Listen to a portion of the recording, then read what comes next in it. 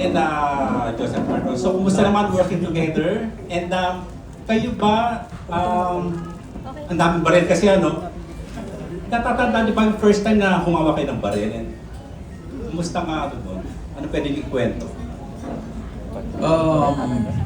First of all, thank you so much guys for being here today. Of course, to our beloved fans. To our friends from the press, thank you so much. We appreciate your time and support. Going back to the question, working with Ren, it's such a treat. Sobrang enjoy ko pong makatrabaho si Ren. I guess ito yata yung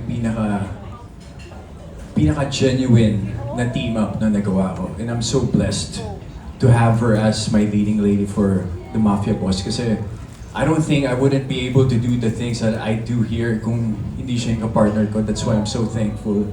And yeah, very healthy yung relationship namin.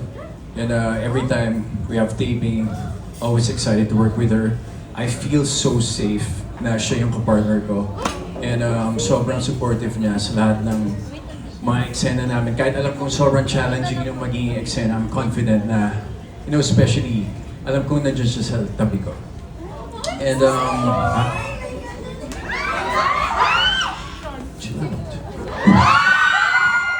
experience holding a gun, I remember sobrang excited po.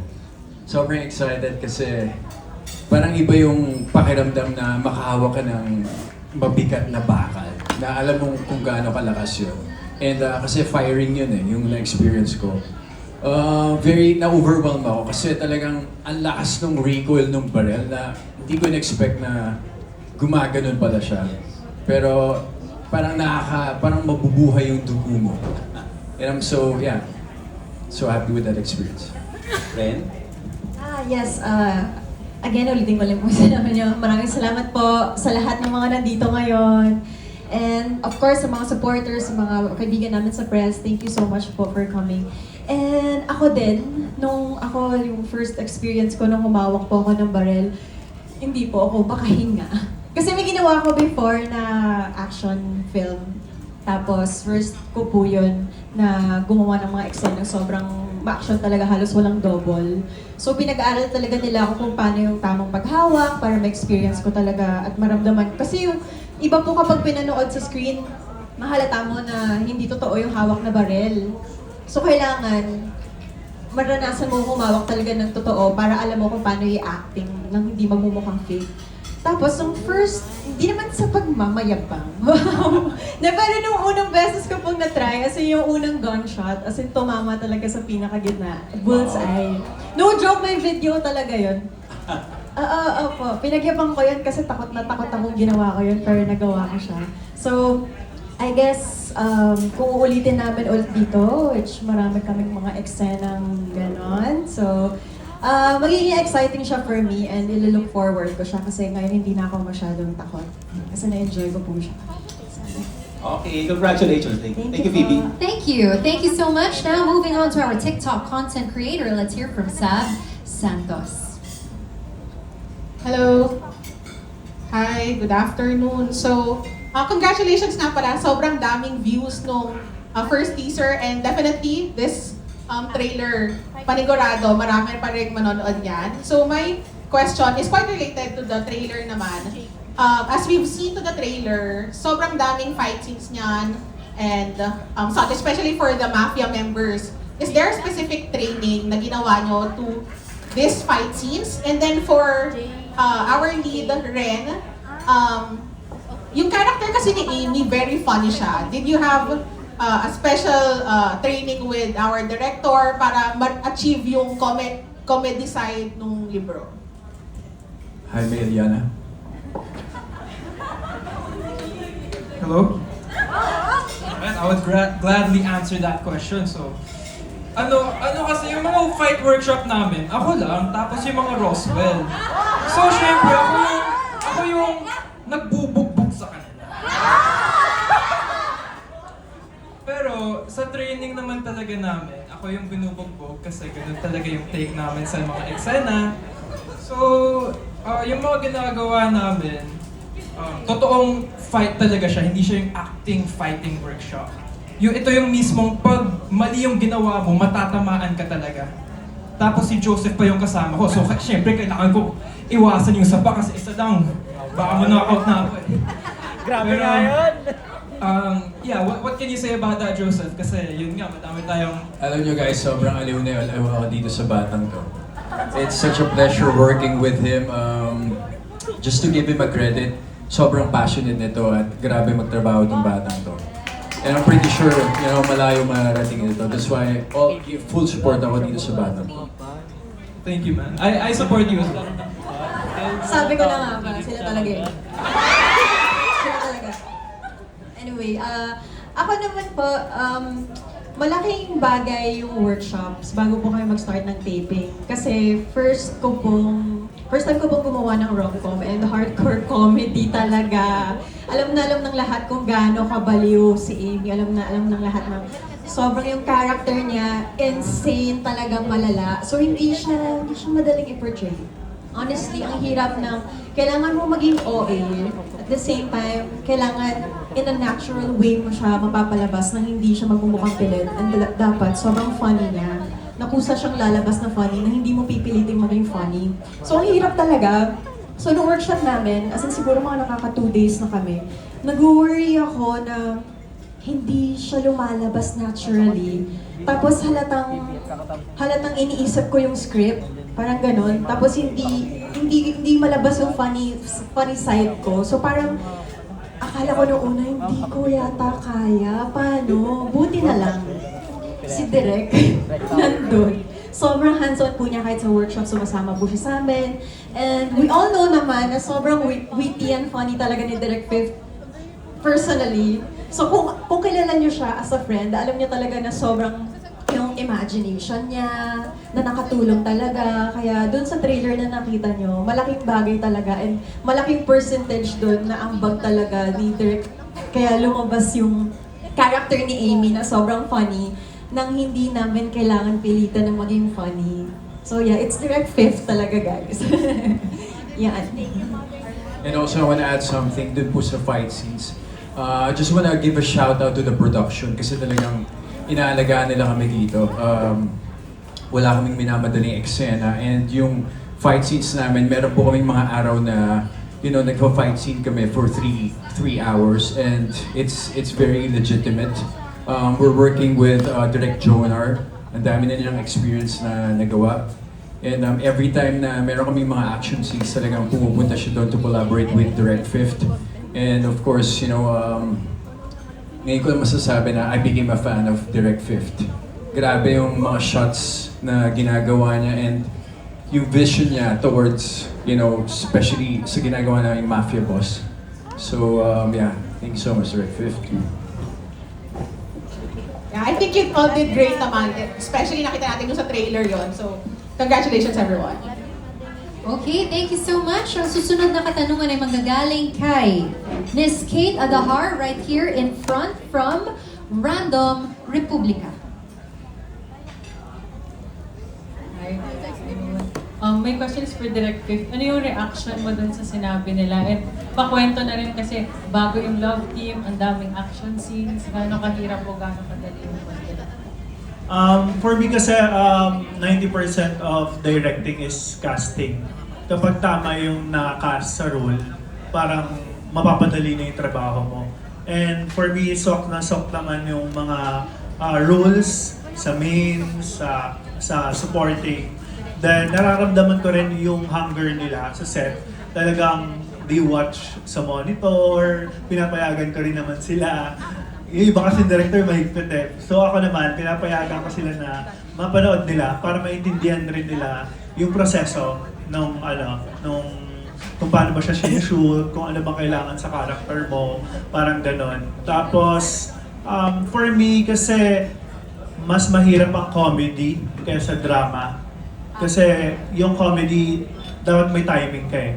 Pag wala kang timing, corny, di ba? So, nagtutulungan talaga kami, nagko-collaborate kami, especially sa role ni Ren dito, talagang nilalabas namin yung funny side without bordering na parang cringe, parang gano'n. Dapat tamang timpla eh. Kasi mahirap talagang comedy as in. So, dapat comedian ka in real life, gano'n. Tapos, maganda naman, nasasakyan din ni Zeke or ni Joseph yung kabaliwan ni Amy. So, yun. Sa action sheet, may braces pala. Hindi pa ako nagpa-adjust eh. Hindi, sa action scene, kinabahan din ako kasi, di ba, tignan nyo nga yung outfit ko, di ba? Tapos mag-action scene, kaya yun. Pero nasabik din ako kasi, di ba, challenging siya eh, di ba, kakaiba. Pero nung binasa ko naman yung script, hindi naman siya hardcore na FBJ Provinciano, hindi naman ganun eh. Light pa din siya eh, may pagka-light pa rin eh. Hindi naman siya morbid eh, parang ganun. So na-excite din ako, pero kinabahan din ako. So kaya meron kaming stunt director na tumutulong sa amin. Then nag-research ako, nanood ako ng mga action movies, action scenes. Then pinag-aralan ko kung paano ko i-stylize. Hindi yung parang bumaril lang tapos na, di ba? So, bumaril siya, mag-zoom in tayo, ganon. Then kahapon nga, nag-FPV kami. Yung FPV, yun yung parang drone camera na sa chasing scene ng car, pati ng motor. Ginawa na very stylized para magmukhang Hollywood talaga. Sa tirik na araw, sabi ko, ay sayang yung gluta drip ko. So, pero na-pull off namin. Sobrang exciting gumawa ng action movie. Ayan. Thank you din. Thank you. Okay, moving on to World of Drums. Another TikTok content creator. Parang lang yung mic. I hope I pronounced that correctly. Yeah, that's correct. Okay, so yeah, for Derek and Ren and Joseph. So, ito yung question, what kind of audience reaction are you hoping after mapanood nila yung episode 1?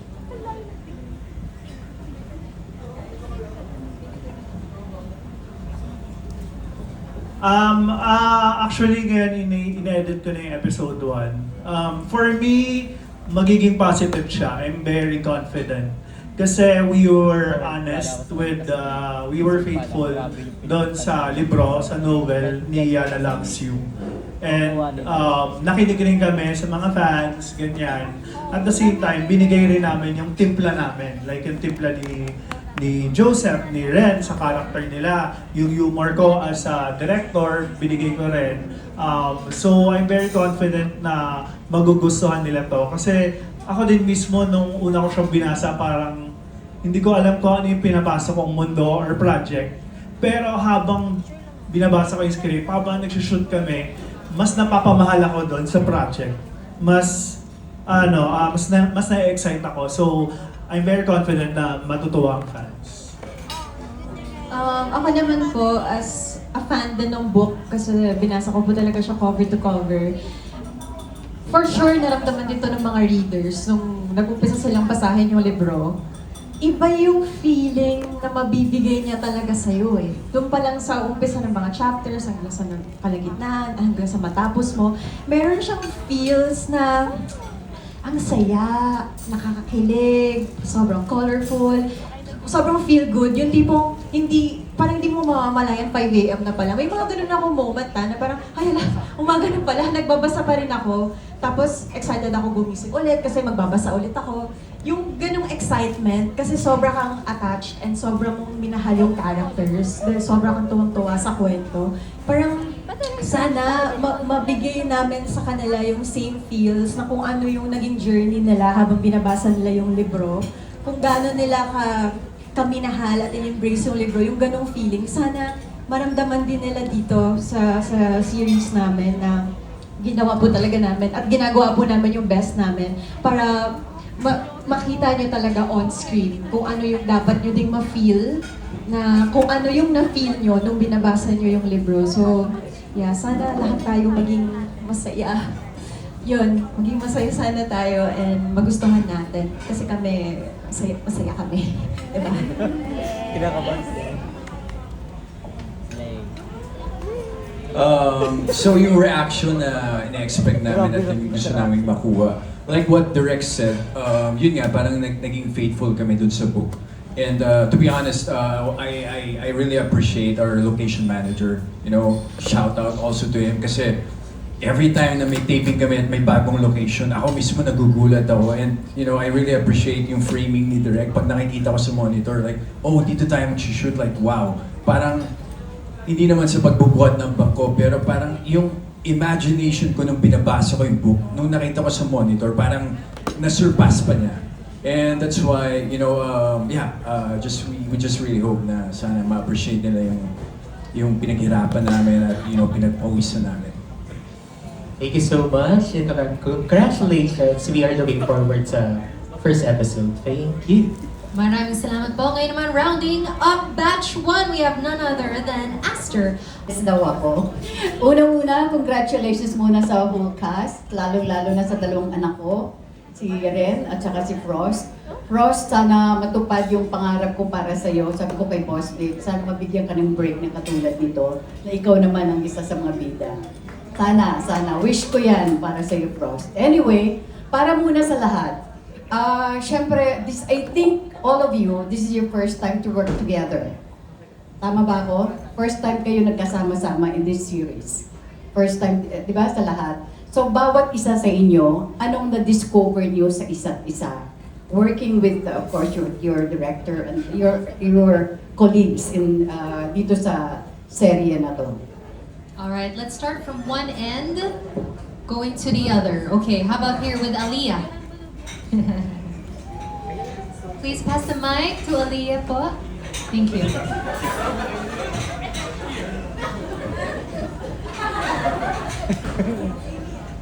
Thank you for that question. And yeah, so one of the things, actually one of the very many things that I've discovered working with my co-artists is that when you're in this industry, when you're in this field of work and you're in artistry where your creative juices are running talaga, you really get to see different sides of each other. So, syempre it's different when you meet friends from outside or when you have colleagues in a different industry. Pero dito talaga, parang yung makikita mo, what really stands out is their creative side. So, like, for example, with Jaime, he's like a comedic genius. And with Icy, like, she's so adaptive to everything and every kind of character you give her, as well as Sarah and everyone else that I'm working with. So, ayun, yung parang, I see a different side out of them that you wouldn't see normally on a daily basis. Ganon po. Yeah. Thank you. For me, it's my first show ever. So I'm constantly just learning things every time I'm on set. And I pick up different things from different people. So I see their process, how they internalize their roles before, taping. So that's what I'm trying to just pick up so I can hone my talent as well. Personally, I've worked with many of the cast here before. Like with Ate Ren, I've worked with her sa first acting project ko. Minulto niya po kami sa Marita. And our next project in Mutya, magkakapuksaan naman kami doon. I've also worked with Frost in many of my projects.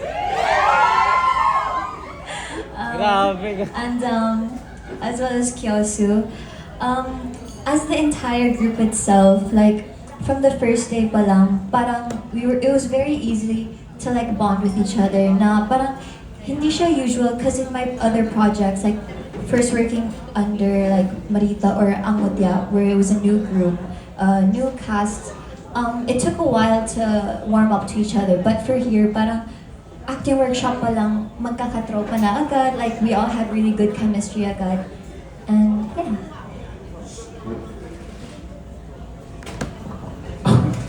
Ako muna. Kamo.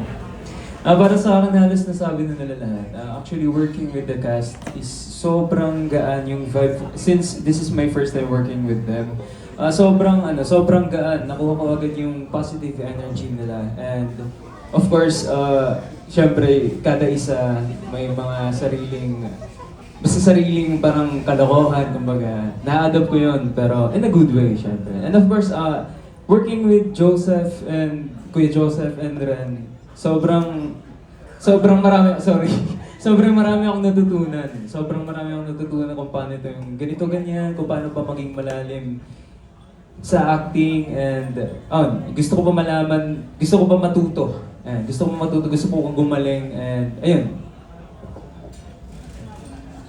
Copy-paste the joke.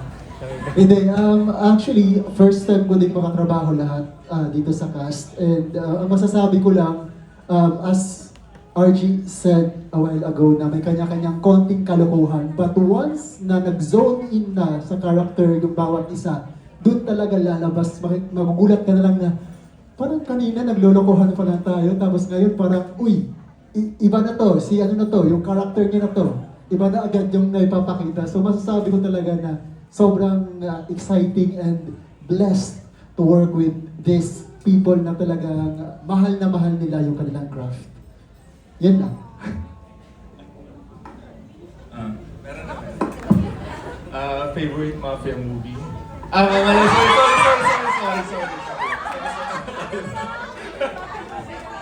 Mali yan, PJ, mali yan.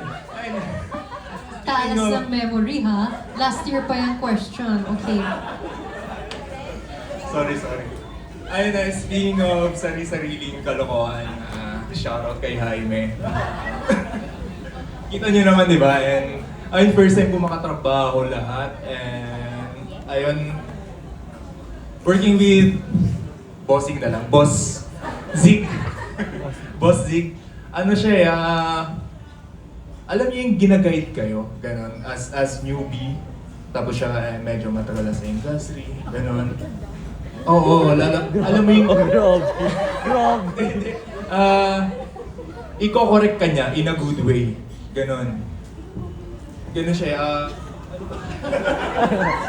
And then, totoo, promise. Tapos, bihira kasi mapuri ng isang Joseph Marco. Kaya pag pinuri ka niya sa set, person, maganda.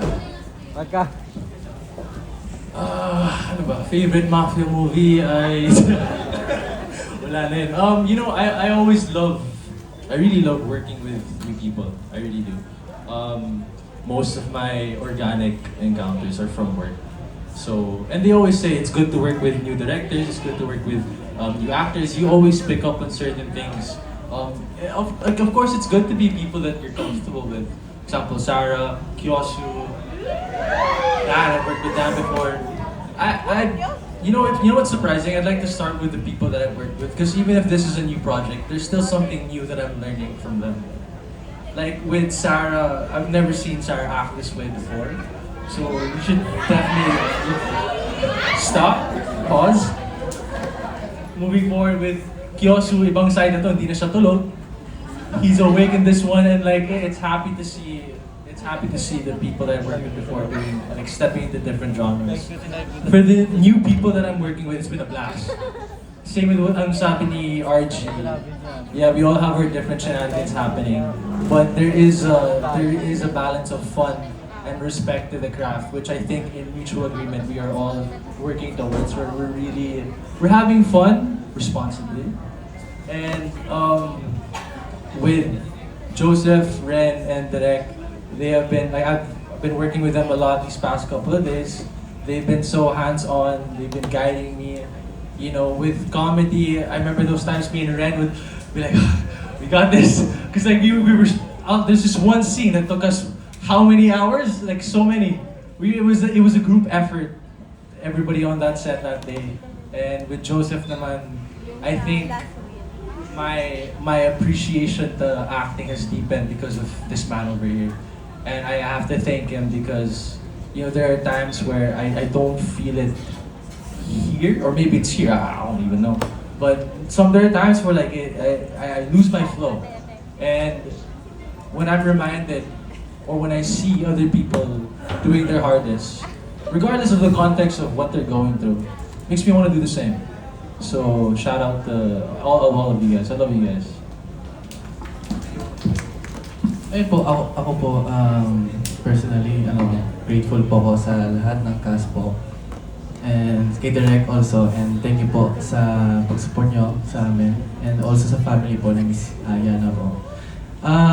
Kami, siguro sinimulan po namin yan after yung first meeting po namin. Parang nag-plan namin na mag-band daw kami after first meet namin. Yung few cast. Pero, and after that, para sa set, hindi na kami magkapaan, alam mo na, meron na kaming mga, alam namin yung mga isa't isa. Pero kapag, yun nga, nasa set na kami, iba na agad, iba na yung, ano na kami, into character na agad kami. And ayun, yun yung mas nakakabilib sa mga kakilala ko na cast. Kasi, kaya nilang panan yung role na binigay sa kanila. Yun. So, ako naman. Nung binasa ko kasi yung book, close talaga kami mga taga-stoners. So I really went out of my way to get to know these people. And yun pala, sobrang bait nila that eventually they became my real friends and my only friends.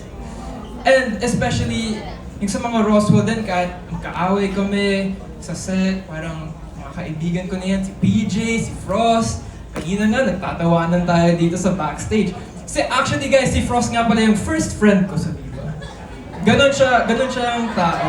So, inaalagaan niya ako, parang kuya ko na yan.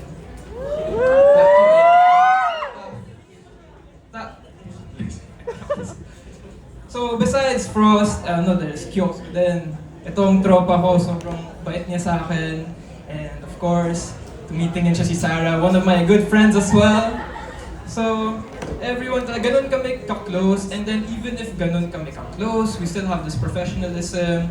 And of course, I won't forget to mention Ren and Joseph. Ay, sorry. Okay. So si Ren, sobrang ganda niya sa set. Sobrang talented niya. Tapos, kinikilig ako kada kasama ko siya ka-work. Grabe talaga. Mr. Roswell, just tell me, just let me know. Ano? Going ka na? Okay. Pero I want to get to Joseph as well kasi as a friend, we relate to a lot of things than basketball, video games. Pero as a mentor din, grabe, nag-level up talaga yung acting ko dahil sa kanya. And he really has this hunger to educate us. Kasi syempre, bago lang ako, this is my second project. And yung mga advice na binigay niya sa akin, na-a-apply ko din during GSOT. So, I'm very thankful to have him as a mentor. And then of course, let's not forget Direct Fifth. Director siya, pero he's one of us talaga eh. Nakiki-TikTok siya sa amin, nakikibiroan, tapos sobrang talented din niya. So, lahat kami, tropa kami, pero when it comes to the set, professional na talaga. So, I'm very thankful to have you guys as my friends and co-workers. Ako naman po, masaya ako nandito kayo. Masaya rin po akong makita kayo at masaya rin ako nandito. Personally po, nahirapan po kami nung una. Pero with the help of workshop, tsaka yung tulong namin with one another. Shoutout po kay Tita Angie na nag-workshop sa amin last year pa. Nung una, it was my first time working with them po sa lahat. Sa Mutya naman ko, kay Frost, kay Sarah, hindi ko po sila na-meet sa set eh. Kasi binubugbog lang ako dun. Pero personally, sobrang masaya akong maka-work sila. Tapos, si Jaime, sige. Tsaka si Kyo, all of them, magaling silang lahat. Tapos, sige. Basta, lahat sila magagaling. Tapos, lahat kami kung ano yung kulang at hindi namin nakikita. Parang, gawin mo to. Parang may advices kami na without any, parang bad. Huwag ka tumatawa. So, sana, alam ko na magiging the best to at binigay namin yung the best namin sa paggawa ng series na to. Kaya abangan natin yan. Maraming salamat po.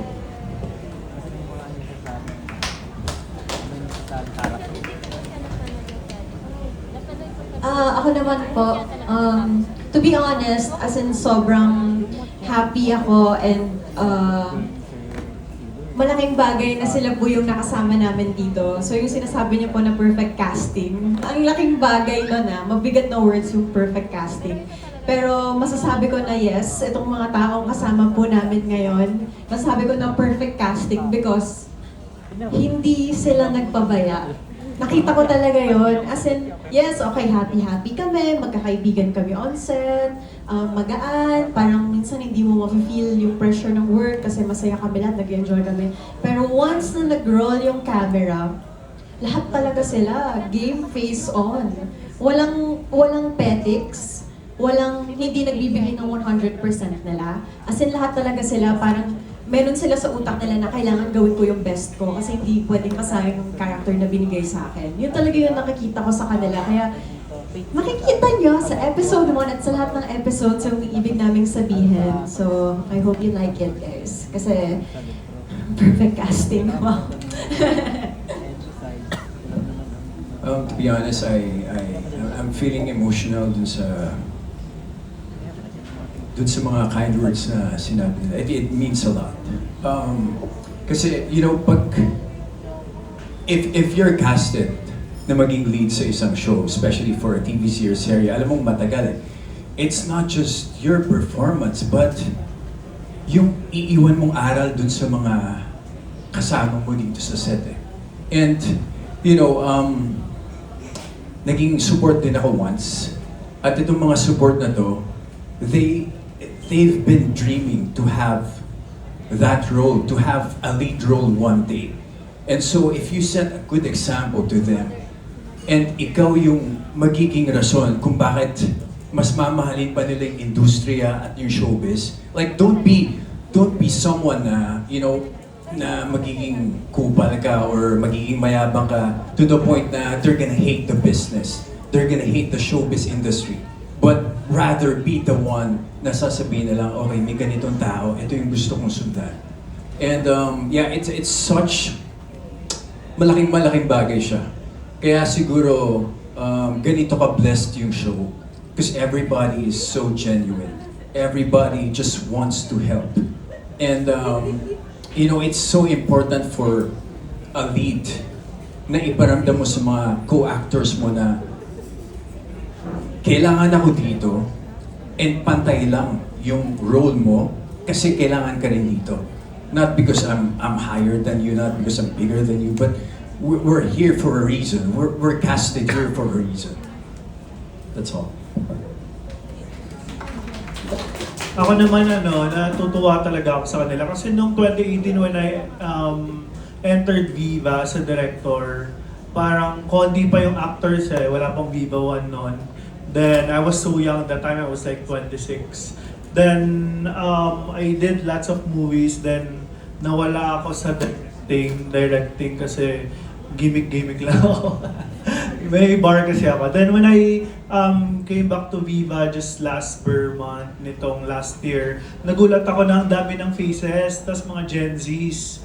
Then nagpa-audition kami and all for Mafia Boss. Then naramdaman ko during shoot na yung hunger nga nila, yung gutom nila to learn, to do well.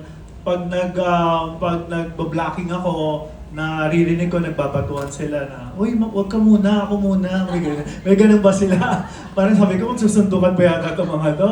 So, kinakabahan din sila, ganun, may mga kinakabahan pag mabigat yung role. Then si Joseph, talagang tinutulungan niya nga rin itong mga bata sa acting, naririnig ko rin talaga, support din talaga siya. Then minsan pag kunyari tapos na yung nila, eksena nila, yung iba hindi pa uuwi, makikitulog pa doon, parang, huy, umuwi na kayo! Mag-i-stay pa dun sa set. So, ramdam na nag-enjoy sila dun sa trabaho nila. And hopefully, mas mag-grow pa sila and talagang mas mahalin pa nila yung craft nila. So, super enjoy kapag mahal ng mga katrabaho mo yung ginagawa nila. May second and final question is sa inyong dalawa rin at saka Joseph. Anong na-discover niyo sa isa't isa? In terms of friendship, nag-level up na ba yung pagiging magkaibigan niyo? Do you refer yourselves as special friends o nasa ang level na? Alam niyo po, sobrang overthinker to si Ren. Sobrang overthinker niya and I don't know parang palagi kong pinapaalala sa kanya kung gaano siya kagaling, kung gaano siya kaganda kasi kulang yung believe niya sa sarili niya. So, yun yung na-discover ko sa kanya and sana, one day ma-overcome niya to and ma-appreciate niya yung kung ano talaga siya. Because, ano ba?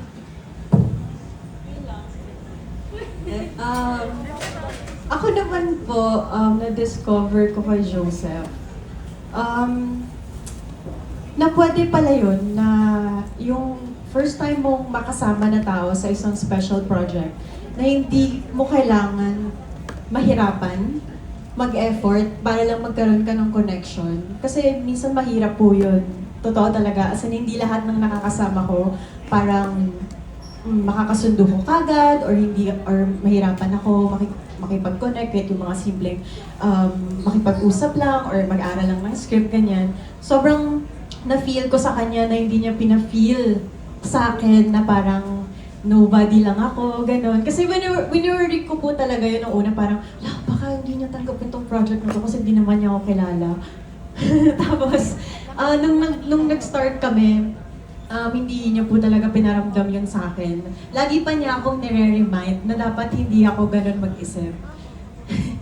Kaya tama naman yung sinabi niya. And malaking tulong po talaga yung ganitong klaseng connection and friendship namin kung bakit naging comfortable enough din ako sa set and to portray my character well kasi binigay niya din sa akin yun na hindi ko kailangan mag-overthink, relax ka lang, you can do this, ganyan. So, masasabi ko na may special friendship between us and masaya na may ganun on set, na may kakampi ka, yung ganun po. Yes, magkakampi kami. Teka, follow up lang ha. Sabi ko, last question ko na yun. Sa inyong dalawa, Joseph, is Ren a girlfriend material? Kay Ren, is Joseph a boyfriend material? I think more of wife material.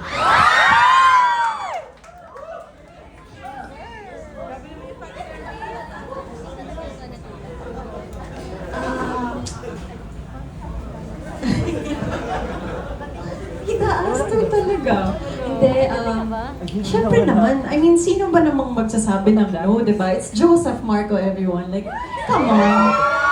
Come on. Kaya nga minsan parang, okay, to be honest, kapag sobrang in character kami, lagi ko talaga siyang pinipigilan na parang, wait lang, huwag ka masyadong intense. Huwag ka masyadong, kasi totoo po talaga yung kilig. Hindi may hirap kiligin kay Joseph Marco. So, yung mga makita niyong eksena, effortless po talaga yun. Kasi, he is Joseph Marco, period. Thank you, tita. Again, congratulations at abangan niyo po lahat mga kaibigan ang aking exclusive interview sa dalawa, kay Ren at saka kay Joseph sa TikTok with Astor Moyo. Thank you very much. Nag-promote pa.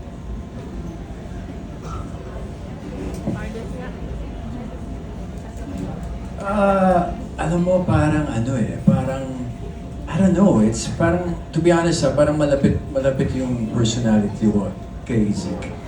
Na medyo tahimik lang, you know, a bit cold-hearted. Pero dun sa mga loved ones niya, syempre all out siya.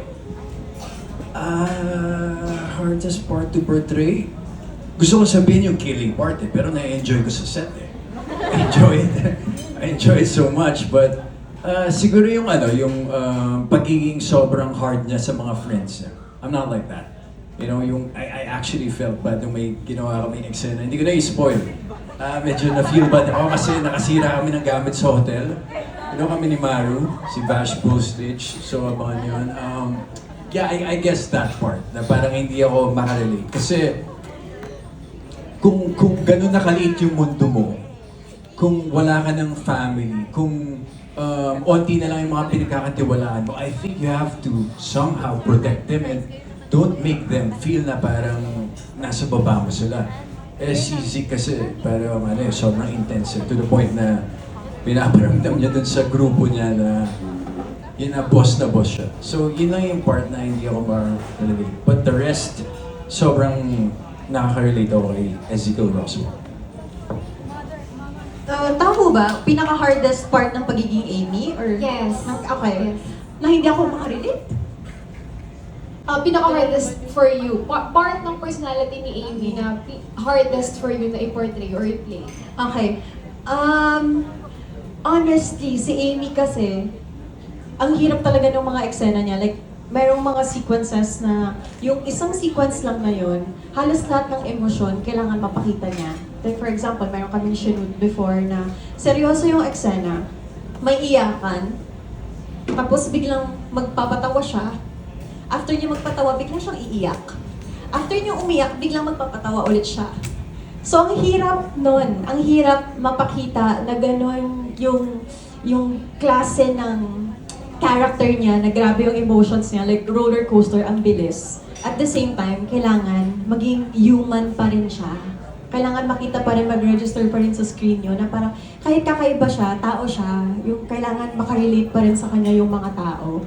And isa din part is, kasi sa umpisa ng kwento, very funny, diba? Very childlike, very fun, very loud yung character niya. Tapos biglang babaliin na kailangan makita mo siya in a very serious Amy mode nung naging CEO na siya.